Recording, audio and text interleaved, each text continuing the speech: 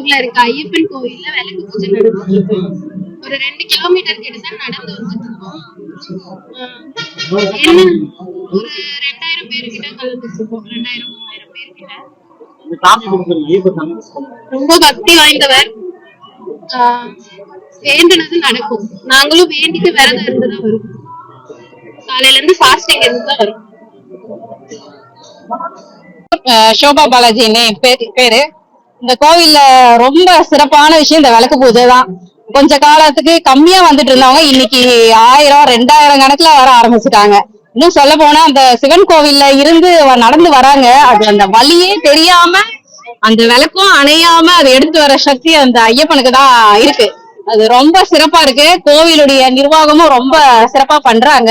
நீங்க யாராவது கலந்துக்கணும்னு நினைச்சா திருநின்றவூர் ஐயப்பன் கோவிலுக்கு ஒரு தடவையாவது வாங்க. வந்து ஒரு நாள் அந்த ஐயனை பாருங்க. அதுதான் ஒரு வேண்டுகோள். ஓகே.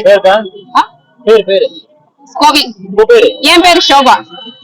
திருநின்றவூர்ல இருக்கும். சாமி சரணம் ஐயப்பா. வருஷம் வருஷம் விளக்கு பூஜை எடுக்கிறோம். எல்லா மக்களும் வந்து எடுக்கணும் வேண்டிக்கிறோம்.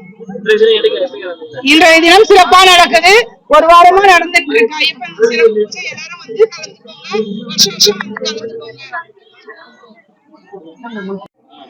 சுவாமி சரணம். நம்ம திருவண்ணூர் ஐயப்பன் கோயில்ல இருந்து திருவிளக்கு பூஜை 43ஆம் ஆண்டு திருவிளக்கு பூஜை சாமி வெகு விமர்சனம் நடைபெற்றுக் கொண்டிருக்கு சாமி.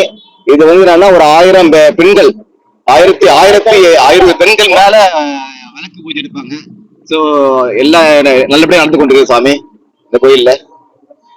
சுவாமி சரணம். பிளே ஸ்டோர் மற்றும் ஆப் ஸ்டோரில் இருந்து பாலிமர் செயலியை QR கோடு மூலம் பதிவிறக்கம் செய்யுங்கள். செய்திகளை உடனுக்குடன் பெறுங்கள்.